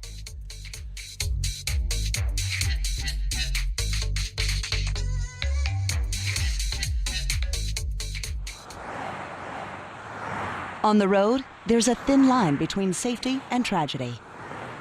Don't cross it. Give law enforcement, first responders, and service professionals the space to safely do their jobs. When you see flashing lights, move over a lane or slow down 20 miles per hour below the posted speed limit. See lights? Move over, Florida. Brought to you by the Florida Department of Highway Safety and Motor Vehicles and the Florida Highway Patrol. At Tropical Smoothie Cafe, one taste and you're feeling good now, smiling wider now, seeing brighter now, bucket dunking now, namasteing now, popping a wheelie now, living lighter now. You're on Tropic Time now. And on Mondays, try our Jaguars Duval Delight Smoothies for $2.99. And you're roaring louder now, end zone dancing now, sipping spirit now. You're on Tropic Time now at Tropical Smoothie Cafe. Yingling Traditional Lager. The beer for drinkers who know how to tap into their inner eagle and spread their wings. So prepare yourself for takeoff and let your night take flight. Liftoff. When your lips meet that cold, crisp amber lager, there's no looking back. So fly over the radar. Tonight's about the lager, and this lager is all about soaring higher. Yingling Traditional Lager. Spread your wings. DJ Yingling & Son, Pottsville, Pennsylvania. Please drink responsibly. And that's a Magellan first down. Move the freight. Move the freight. Move the freight. Would you like to control your own income? Work at Magellan Transport. Voted the coolest office space in Duval. Bring your talents and let your career flourish. Visit their website at MagellanLogistics.com and apply online. Trust service. Trust Magellan.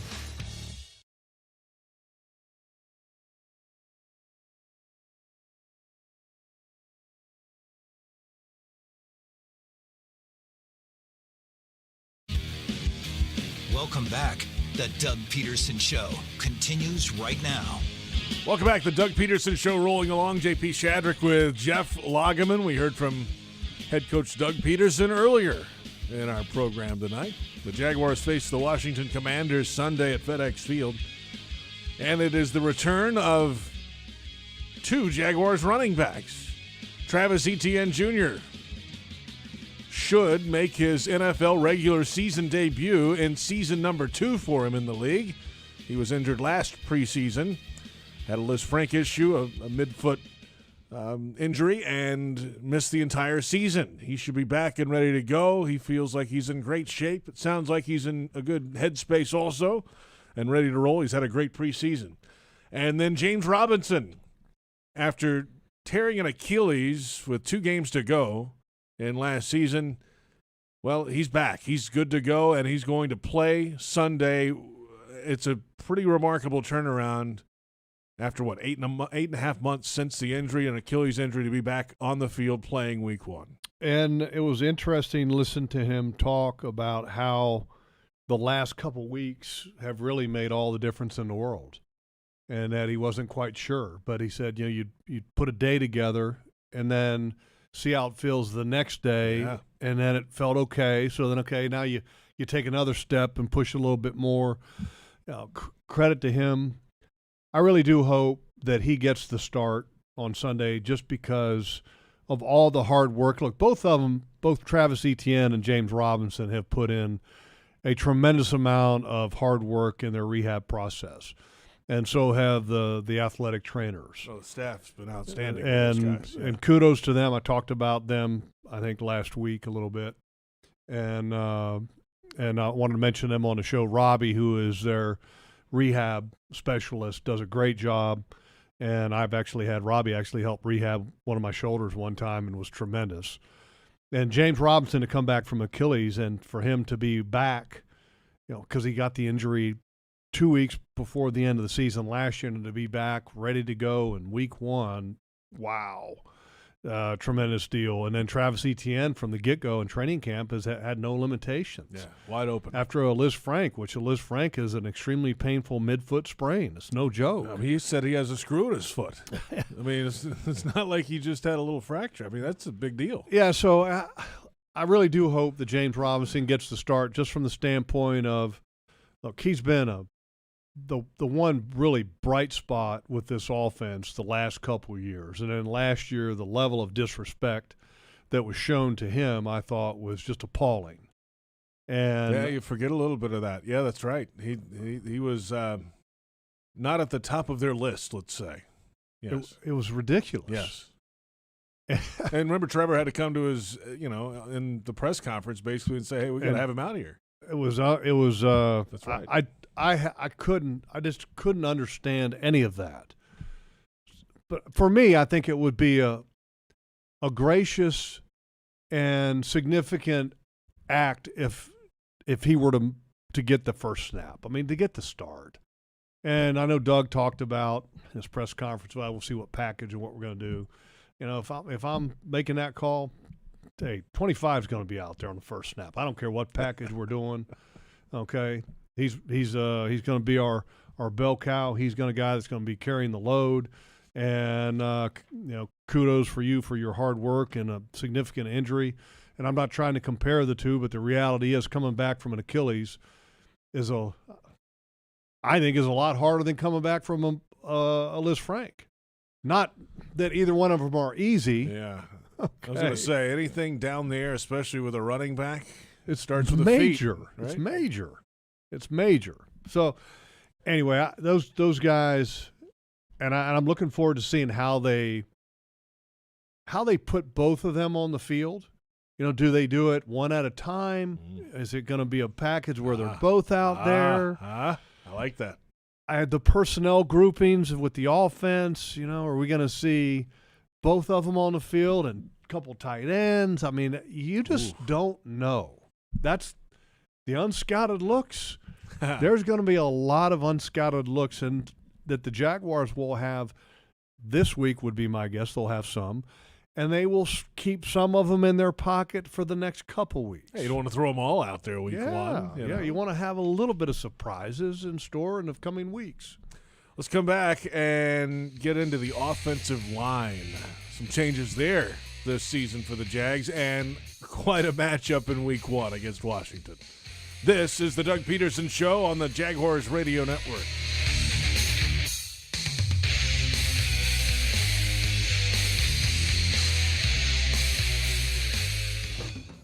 What do you call a group of friends who wear the same jersey for good luck, no matter how old it is, and who support their team through thick and thin, week after week, as if the very season depended on it, while tossing the pigskin and drinking Miller Lite? You call it Miller time in Jacksonville. Here's to the original light beer. It's Miller time. Celebrate responsibly. 2022 Miller Brewing Company, Milwaukee, Wisconsin. It's Ford Truck Month. Now's the time to get a great deal on the only trucks built Ford tough. Work or play, get after it in a new Ford F-150 or Super Duty truck. Get a Ford Maverick, or get after any adventure in a Ford Ranger pickup. Take advantage of our best offers on the full Ford lineup of trucks. But you better get going. These deals won't last. Get to Ford Truck Month. Some models, trims, and features may not be available or may be subject to change. See your local dealer for details. Jaguars fans, here's a great way to pay with pride wherever you go. Exclusively from TIAA Bank, the Jacksonville Jaguars Visa debit card comes with a fierce look and fantastic features, along with the convenience to make purchases online or at millions of locations worldwide. And it's yours, free, when you open a Yield Pledge checking account. Order yours today. Visit TIAABank.com/JagsCard. TIAA Bank is a division of TIAA, FSB, member FDIC, and the official bank of the Jacksonville Jaguars. Jaguars fans are gearing up and saving big at Fanatics.com, the world's largest collection of officially licensed fan gear from all the leagues, teams, and Jaguars players you love. Shop the most trusted brands, exclusive designs by Fanatics, and autographed collectibles from today's biggest stars. Join Fanatics Rewards today and earn fan cash on every purchase. Shop now and get today's special offer.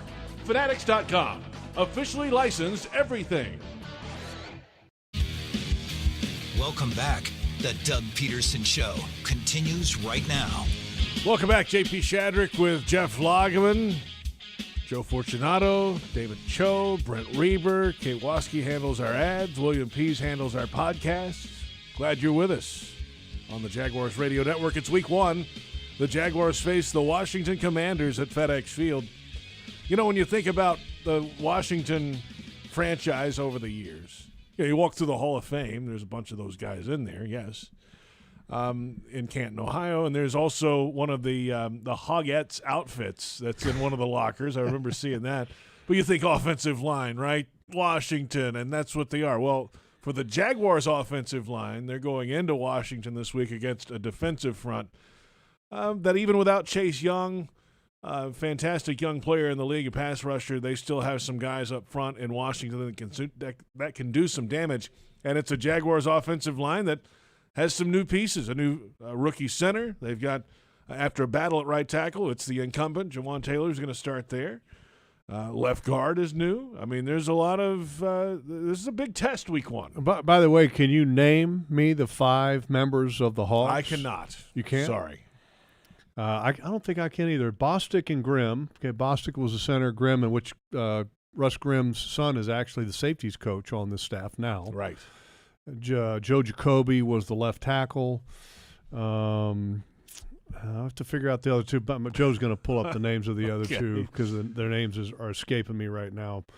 But anyway, this is a big matchup in this ball game, and I think it's going to have a lot to do with whether this team has success or not offensively. And that's the offensive line versus the first-round picks that the Redskins, there we go again, Commanders have up front. It happens. And they're really good players. Jonathan Allen, I think, is the best of the bunch. Montez Sweat also is right there with them as far as how good he is. They're missing Chase Young, but they're still really good. Look, Daron Payne and Jonathan Allen, the two defensive tackles, are about as strong of a combo as you're going to find in the National Football League. And I'm talking stout, good football players. And you have a rookie center playing in his first game ever. You have a new left guard. That's going to be a challenge. Sheriff, I don't worry about. The right guard, I mean, he's a 5-time Pro Bowler. He's been around the block. He's going against his old teammates. He knows those guys. They know him. And that's going to be a great matchup for him. The matchups that I worry about, I think Montez Sweat's going to be a challenge for Jawan Taylor. I really do. Montez Sweat is a really good football player. Jonathan Allen, when he goes to sub-nickel situations, is a right defensive tackle, which he will match up against Ben Bartch. He's over there about 90% of his pass rushes.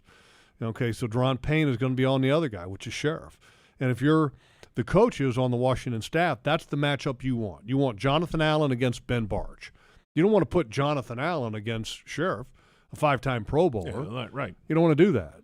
So this is a big game for Bartch. This is a big game for Fortner because he's a young player facing really good players and a defense that's going to be able to get after it.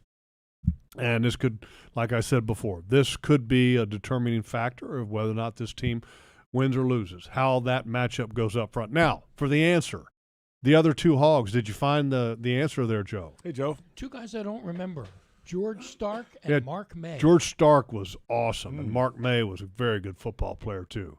The 5 of those guys were really, really good, really good. But the collection of them, they're – offensive line, you're always trying to be, and this is, I think, what the Jaguars have been trying to accomplish. And And Phil Rauscher, the Jaguars' new offensive line coach this year, I like the job that he's doing. I'm seeing progress on some players that I haven't seen progress in quite some time, because offensive line play is about, and Baselli will back me up on this, it's about the sum of the parts being greater with those, as far as the individually guys. So in other words, if you took every individual player and added up a score, okay, put a score on each guy. Let's say each guy was only a 5, okay?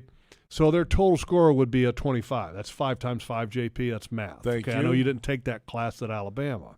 Okay. But you would like to have a group of 5 that maybe they grade out as 5s individually, but when they play as a group, they grade out as in the 30s. So they play better as a group than they do as individuals. And that's what you're looking for with offensive line play, continuity and guys that play well together, and that they play better as a group than they do as individuals. So that's what you're looking for. And so big challenge this week, though, right out of the gate. I don't think it gets any stiffer, especially not on the inside with Deron Payne and Jonathan Allen. The saying, smart Alec, is the whole is greater than the sum of the parts. Thank you. I knew it was something like that. Yeah. Genius from Virginia. Yeah, we didn't study cliches at UVA, JP. Let's come back in a moment. The Jaguars' defensive front seven making their engineering and economics, and we studied championships, all kinds in of Tuscaloosa. Stuff. Yeah, I know that. Championships. Yeah, that's about all. A lot of those, youths have studied. It's the Doug Pederson Show on Jaguars Radio.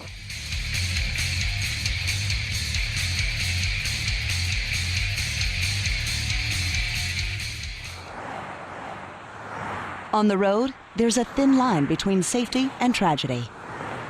Don't cross it.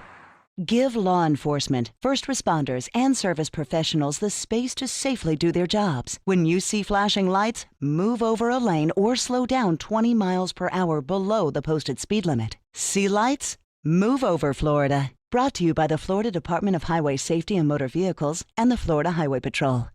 Are you suffering from shoulder pain?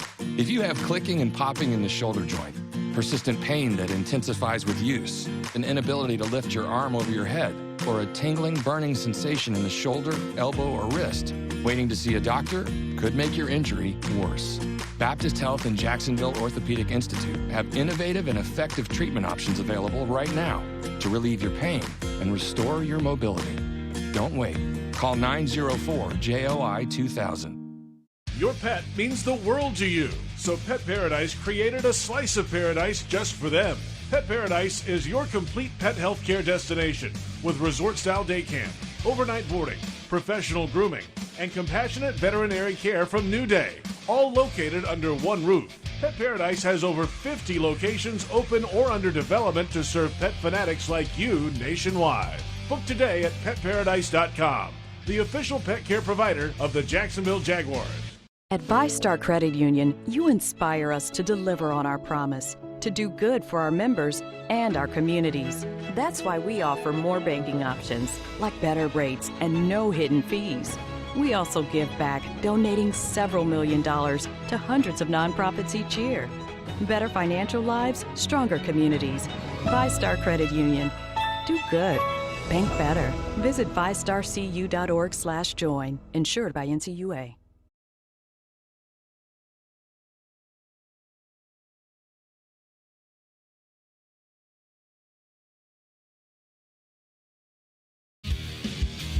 Welcome back. The Doug Pederson Show continues right now.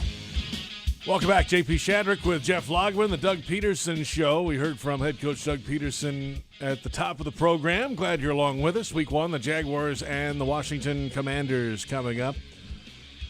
A familiar face on the Washington offensive line, Andrew Norwell is the left guard. He was here the last 4 years with the Jags. He had come here in free agency. Good player. Good player. He had 1 year here that was not, I think, where he wanted it to be, but I think overall that was a good signing for the Jaguars. Good, consistent player that was available. I don't know how many games did he? He didn't hardly miss any games at all. I think he was out there a lot. Yeah. So, but good for him. He's got a good job and in the starting lineup again. question is that, if you let Brandon Norwell go and then you bring Brandon Sheriff in. Andrew Norwell. Brandon Sheriff. Yes. Then what are you winning that? Yeah. Yeah. It's okay. Names all are these flying names. around. It's week one. Yeah, week okay. one names are getting kind of Some thick. smelling salts. But Brandon Sheriff for Norwell, I'd take that all day long. Yeah. I wouldn't mind having both of those guys. Right. To be honest with you. Wouldn't be bad. Was that overblown a lot, the Norwell criticism from fans sometimes? Yeah, I've said this before that and I think when you have a free agent acquisition and there's big money attached to that signing, then the expectations, I think, sometimes exceed where the player was when you sign him as a free agent. So, in other words, let's say you bring a guy in, you overpay him in free agency, which is what you do in free agency. Do you expect him to exceed the level of play that he was at when you signed him? That's unrealistic.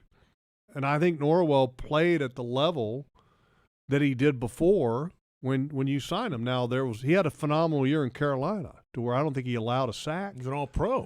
It was an all-pro, and part of that was because of the design of the offense and what they were doing, which this team wasn't performing like that on an offensive level. So it's kind of hard to ask a guy that really was best when he was run blocking and being a big mauler to now all of a sudden become a pass blocker the majority of the time.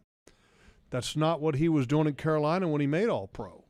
So it's not all his fault, but one year he had it was a tough year, and then he came back the following year, and he was fantastic. I thought he played really well. And last year he had a little bit of an up and down year, but it wasn't a bad year by any stretch of the imagination. I thought he might have been one of the most consistent parts of their offense last year. Offensive line, anyway.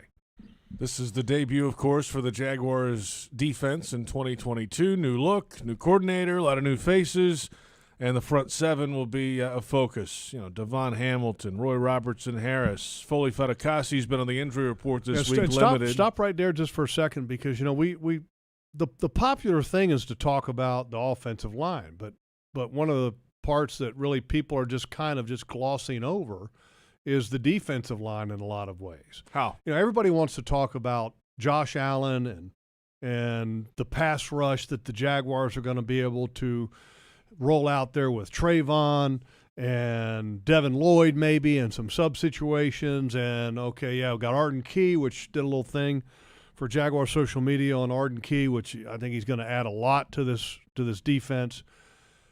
But there's question marks because, the reality is in order to rush the passer, you got to stop the run. And if you don't stop the run at an effective level, it's damn near impossible to play good defense. And it's damn near impossible to rush the passer effectively if you're allowing teams to run the ball on first down with great success and then it's not putting you in the favorable down and distances that you would like. So Devon Hamilton, I think, is a big key. Fatukasi is a key, obviously. With the injury, is he going to be back 100%? And he's been really good in the past. He's really stout. Devon Hamilton last year had a monster preseason. We were like, wow, this guy is tremendous. And then the season rolled around, and it was like, well, you know what? Ain't going to work. Not if you want to play defense like you want to play here.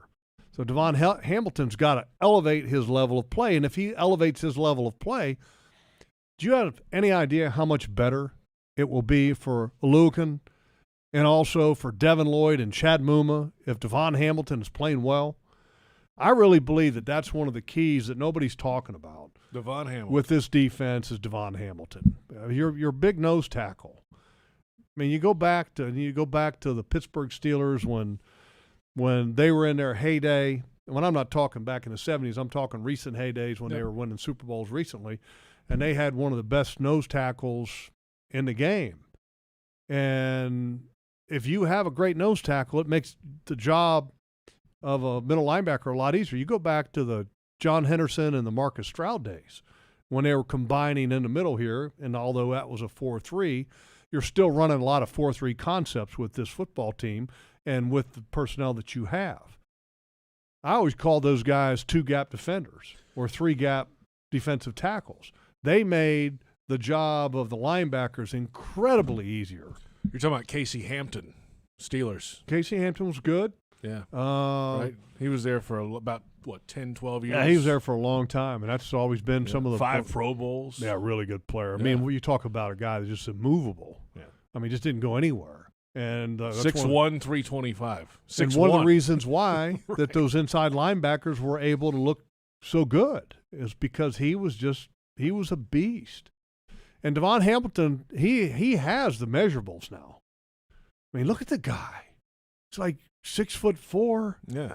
335 pounds. And it's not like he ain't fat. That's not fat guy. No, he ain't fat. No. I mean, he's 335 pounds, and he's got a shape to him. You know, not J.P. shape, but like a he's in shape. Like I always say, my 255 is much different than their 255. Let's come back in a moment. We're going to pick some players to watch Sunday. I got a whole list. Yeah, we just need a couple. We don't have time for a couple. There's so much curiosity with this football team in my mind about how things will look, how people will play, how will they roll things out.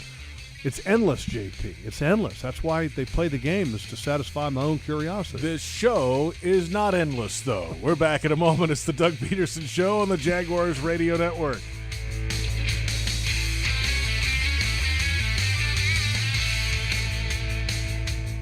Jaguars fans, here's a great way to pay with pride wherever you go. Exclusively from TIAA Bank, the Jacksonville Jaguars Visa debit card comes with a fierce look and fantastic features, along with the convenience to make purchases online or at millions of locations worldwide. And it's yours, free, when you open a Yield Pledge checking account. Order yours today. Visit TIAABank.com/JagsCard. TIAA Bank is a division of TIAA, FSB, member FDIC, and the official bank of the Jacksonville Jaguars. You're beyond busy. Between work and the kids, the dogs and the cat, let us help. With Publix delivery powered by Instacart, you'll get the items you need from the store you know. Just shop online, select the time you'd like your order delivered, and grocery shopping is done, giving you more time to take care of everything else. Publix delivery, powered by Instacart. Visit Publix.com/delivery to shop now. That's Publix.com/delivery. Item prices vary from in-store prices. Service fees may apply. Available in select zip codes. Publix, where shopping is a pleasure. It's football season, and time to take your game to the next level with a Ford F-150 truck. Light up your tailgate with an available Pro Power onboard generator. And with an available 3.5-liter EcoBoost engine, you can tow just about anything you need to rule the stadium lot. Ford F-150, part of the F-Series lineup that have been the best-selling pickups for 45 straight years. Get to your local Ford store today. Proud sponsor of your Jacksonville Jaguars. Hold on. You want me to tell them about Twisted Tea Hard Iced Tea in just 30 seconds? This is impossible. Hey, I'm Billy from Twisted Tea. How can I explain that first sip of cold, smooth, real brewed tea? So good! And the extra kick you get from just the right amount of alcohol? The twist of lemon, Wait, what? We're almost out of time? Oh, shit. Twisted Tea Hard Iced Tea. Look for the bright yellow cans wherever you buy beer. Twisted Tea Brewing Company, Cincinnati, Ohio. Please drink responsibly. Jaguars fans are gearing up and saving big at Fanatics.com. The world's largest collection of officially licensed fan gear from all the leagues, teams, and Jaguars players you love. Shop the most trusted brands, exclusive designs by Fanatics, and autographed collectibles from today's biggest stars. Join Fanatics Rewards today and earn fan cash on every purchase. Shop now and get today's special offer. Fanatics.com. Officially licensed everything. Jaguars fans, huddle up for the best defense against expensive car repairs, CarShield. Score big with the nation's #1 automotive protection company, CarShield. They offer affordable plans that cover over 6,000 parts and systems in your car, truck, or SUV. Don't miss any Jaguars action this season with a car breakdown. Call the MVPs at CarShield for their best coverage ever. Call 800-471-1223. 800-471-1223. Go Jags! Welcome back. The Doug Pederson Show continues right now. Welcome back to the Doug Pederson Show. No fees, no problem. Save big when you purchase your tickets for our 2022 home opener against the Colts September 18th. This deal won't last long, so don't miss out. Get your fee-free tickets today. That's next week, week 2. The Colts come calling. The only home game in the first 4 weeks for the Jaguars, so you better get to the bank. And the Jaguars this week, of course, are in Washington, Landover, Maryland, just northeast of D.C. And I was just looking at the graphic picture of the no fees promo. Yes. And Shaq Griffin better make sure that his uniform gets fixed before game day. How so? His uniform code violation. You see how his pants are like way above the knees. Are you turning him in right now on the show? Is that what you're doing? I'm just saying, look, if Shaq likes to keep his money, make sure that he gets that knee covered with uniform his game police, day pants. Uniform police will come calling, I guess. Well, they do. They will take money out of your pocket. First fine is a standard amount, and then after that it doubles and it gets worse. I mean, like, I don't want to give – I mean, if you're Shaq, you don't want to give money away. Good call. Yeah. Thanks for looking out, he says. So, players to watch. Yes, you could watch everybody. There's a lot of new around here, but give me one or two guys you're really excited to see finally on Sunday. Well, first of all, a lot of attention is going to go on Trevor Lawrence. I mean, just because he's a quarterback. Yes. And is he going to take the next step in his progression of playing quarterback? Are we going to see some of the things that we saw in the preseason where he had slower starts? You don't want to have that in a regular season game. Can he have better eyes? Can he get through his progressions faster? Can the accuracy and the consistency be there, the decision making? All these things that are the requirements of playing quarterback. And it's a lot easier for everyone else to do their job on offense when the quarterback is executing the offense at a high level. And I'm not trying to be critical and say that it's all on Trevor. It's not. I mean, there's guys that are around Trevor that have to do their parts. But a lot of it, like, for example, Christian Kirk can't throw the ball to himself so that he can be a playmaker with the ball in his hands. The quarterback has to deliver it. The protection has to be there as well. Defensively, what will they look like with Mike Caldwell leading the way? What will Jamal Agnew do, not only as a returner, but as maybe this X factor with the offense? Or is he not going to be an X factor? Right. Do they hold that card for later or whatever? How many targets will Christian Kirk get in a game? Because I think he's getting – last year he had like 77 catches. I think he could probably get close to 100 this year. I really believe that. How will James Robinson look? How will Etienne? How will they complement each other? How will Travon look as a pass rusher, the first overall pick in the draft? Because, the reality is the comparisons with Aiden Hutchinson, they're going to be there. And it's not a week-to-week competition, but there will be many people out there that follow that and look at that and see if the Jaguars made the right decision. And I think Travon Walker is an awesome guy. I think he's a heck of a football player. I mean, a hell of a football player. I can't wait to see him in a game. When I mean like a game for full-on game, to where he's unleashing power for 60 minutes. Josh Allen. What will Josh Allen? By the way, Josh Allen tonight. Oh, yeah, that's right. All access. All access. Me, Brent Martineau, Josh Allen, and Travon Walker. Wow. Looking forward to it. What a quartet. Do you think it'll be a little defensive end heavy-ish kind of a show? I would say. Everybody but Martineau. Yeah, we'll let Martineau be the offensive tackle look guy. Yeah, that's right. I like that idea. I was going to say dummy, but Brent's not a dummy. Brent's a good dude. So looking forward to doing the show with him and Josh all year, because Josh is going to be our co-host this year. So that's cool. That's at Strings Brewery in Jacksonville, in Springfield. That's right. That's at 7 o'clock? Yeah, 7 o'clock. Yeah, good. 7 o'clock. Yeah, it's amazing how things kind of come full circle, because years ago when we were doing this at a different location, we had Calais Campbell as the co-host, and then we had a young Josh Allen on the show that Calais kind of grabbed, and said, "Come on, young man, you're going to do my TV show." Well, tonight we have Josh going to the young man, Travon Walker. "Come on, young man, you're going to come do my TV show." It's cool.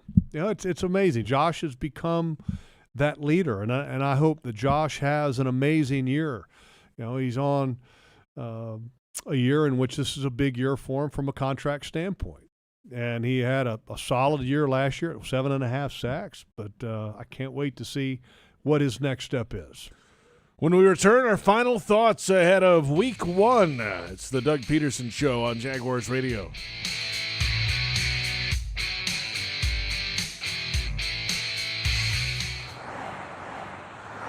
On the road, there's a thin line between safety and tragedy. Don't cross it.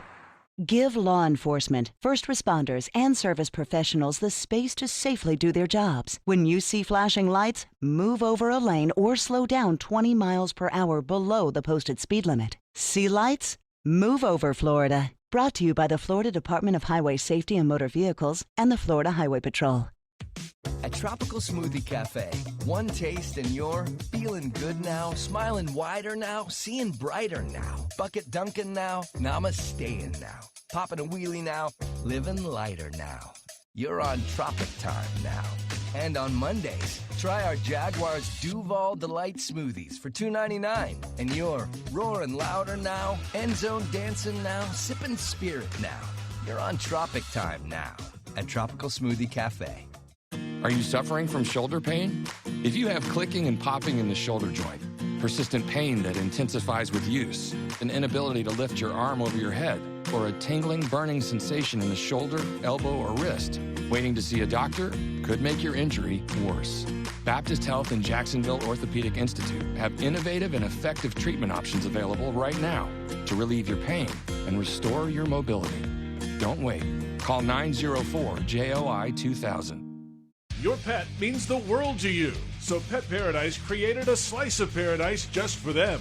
Pet Paradise is your complete pet health care destination with resort-style day camp, overnight boarding, professional grooming, and compassionate veterinary care from New Day, all located under one roof. Pet Paradise has over 50 locations open or under development to serve pet fanatics like you nationwide. Book today at petparadise.com, the official pet care provider of the Jacksonville Jaguars. And that's a Magellan first down. Move the freight! Move the freight! Move the freight! Would you like to control your own income? Work at Magellan Transport. Voted the coolest office space in Duval. Bring your talents and let your career flourish. Visit their website at MagellanLogistics.com and apply online. Trust service. Trust Magellan. Your hometown gate now has more ways to save. Introducing My Gate Rewards, a new loyalty program with member-exclusive savings and fuel discounts.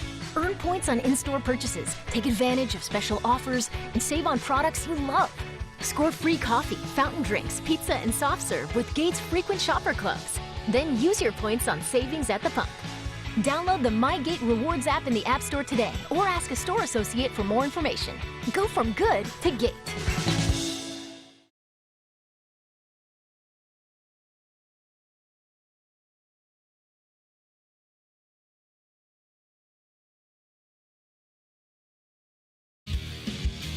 Welcome back. The Doug Pederson Show continues right now. Welcome back. The final moments of the Doug Pederson Show, Week 1. The Jaguars and the Washington Commanders coming up. J.P. Shadrick with Jeff Lageman. We obviously have a lot of people here in Jacksonville, around the states that follow the Jaguars, that follow this show, but internationally as well. The Jaguars have a presence in the UK. They've played a game there every year for about 8 years, and they'll go there again in late October. So we would be remiss if we did not mention the passing of Queen Elizabeth II today, and our thoughts are with Britons all over the world who mourn the loss of the Queen today, 96 years of age, and her son, King Charles III, ascends to the throne automatically. Yeah, how about that? King Charles, which was Prince Charles, married to Lady Diana for years, and then she passed, and he's remarried. Yeah, it's 96, though. You know what, JP, if somebody came out to me and said, hey, look, would you take 96? I'd take 96. In a heartbeat. Yeah, buddy. Right. Mm-hmm. Went to the throne in 1952. That's amazing. Until today. Amazing. All right. Thursday night football tonight. Bills And who are they playing? The Rams. What do you mean? What do you mean? Who are they playing? Bills and the Rams. Who you like? JP. I mean, yeah, between my name Super switching Bowl. and you don't even know the NFL schedule. Come on. I mean, this is and this is the thing. This is on the streaming platform of Amazon, and so there's a big curiosity as to how that will play out. You know, how popular will it be? What will the ratings be? How many eyeballs will be on Amazon? I can tell you my eyeballs will be on Amazon tonight. I've got Amazon Prime. Do you got Amazon Prime? No. So you won't see it. Probably not. That's too bad. Unless I go to Strings. Unless you go to Strings. Come on by, JP. I'll see you there. Thanks to our whole You can buy me a beer. That's Jeff Lageman. I'm J.P. Shadrick. Thank you for listening and watching. It's the Doug Pederson Show on the